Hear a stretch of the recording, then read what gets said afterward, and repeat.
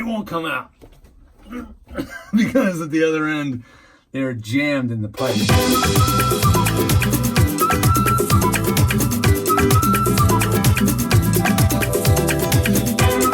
Today we are going to totally geek out in the Sis studio. If you're not into that, then maybe, keep...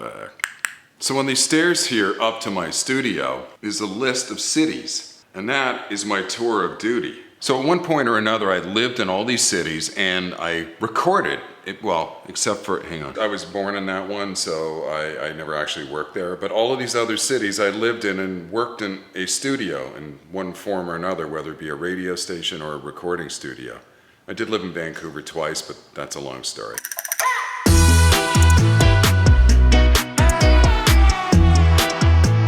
So one of my studios was the floor of a house we had in Toronto. And I worked out of one of those IKEA sort of wardrobe desk things. And that's where like the whole Jack FM thing started for me. That was the house I was living in at the time. And I remember I didn't build it properly and the thing would collapse on me while I was reading the copy. It was this house here and we lived on the main floor. We had somebody down there and somebody lived upstairs. So it was always noisy too. And then we moved across the street. When we had the twins, we needed a whole house, and I worked in the basement of that house. So I've lived in like 8 different cities and 2 countries. So we moved to LA, and I worked out of a whisper room in the garage. So why this elaborate studio space? Well, mainly I like to design things and build things. I thought it was cool and I had an opportunity. Second of all, it's part of my house, so hopefully it goes up in value and I don't lose anything. Even if I stop recording and I tear the studio down, I can still use it as part of my house. Oh, and the commute. And the studio behind me was designed by George Whittam. My kids like to call him G-Dog. He helped design the studio. So what does that mean? It means he makes sure that the ventilation's in the right place and it's soundproof and acoustically sound. Okay, George, I want to ask you about the outside wall. Here's the studio layout here. And this outside wall, can we flat stud it? Like turn it on an 1.5 inches versus 3.5. Just to save a space. See this glass here? He wanted to kill me over that.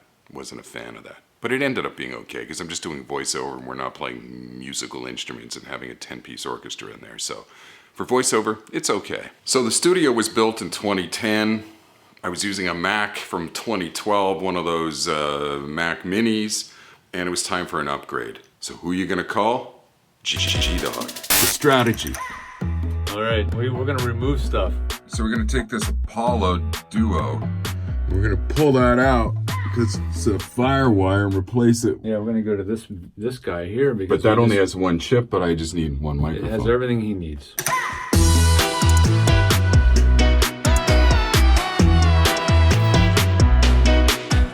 This goes away. These are the phones in your office studio. Those go away. This is the. So we put the wires to go under this desk. Then there's a panel here. You have to open the drawer and take it out. But the drawer hits the panel. So we can never, ever pull these wires through again. Who designed this place anyway? So this is called the School of Hard Knocks. So now these wires, some of them are stuck in the wall.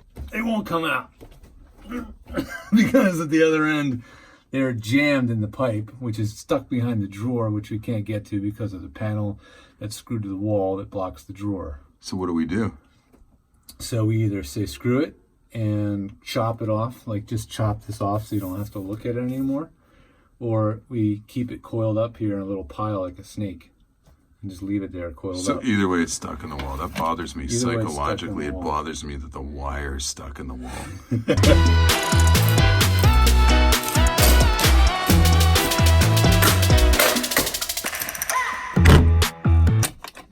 This is the Cinema display. What generation Cinema display? This is the last Thunderbolt display. Yeah. That was called the Thunderbolt They display. haven't updated ever, except for the new one that's like $8,000. Yeah, with the stand, it's $8,000. This cord has to come out because it's permanently attached to the monitor, which is an interesting choice by Apple. This little umbilical is the Thunderbolt that feeds into the Thunderbolt monitor, and other little guy is the MagSafe connector that will charge the old MacBooks, which is now outmoded because now it's MagSafe 2. So Apple has made their own Thunderbolt display obsolete.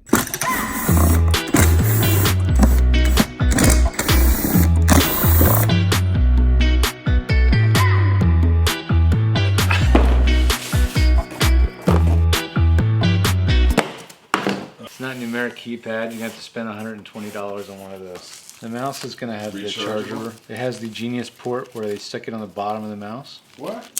Keyboard, which is actually pretty nice if you like the new keyboard, and if you don't, well, sorry. It's got, the keys are the same as what's on the new MacBook Pro and stuff. It makes me crazy that you have to remember to charge a keyboard, something that never ever moves. How often would you have to charge it? Like every couple of months, you have to remember to charge it. Well, you don't it'll really. tell you, right? It'll say keyboard low on battery. Yeah, like but it it's does with just the regular battery. it's stupid. It's always there, so you can just leave this plugged in, So and it will just. Then it's not a wireless keyboard. Then it's not wireless. But the point being is.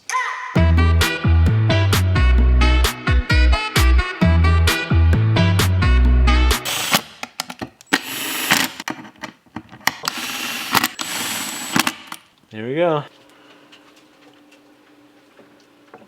And the immortal words of Crackhead Bob. That's it! Here we go now.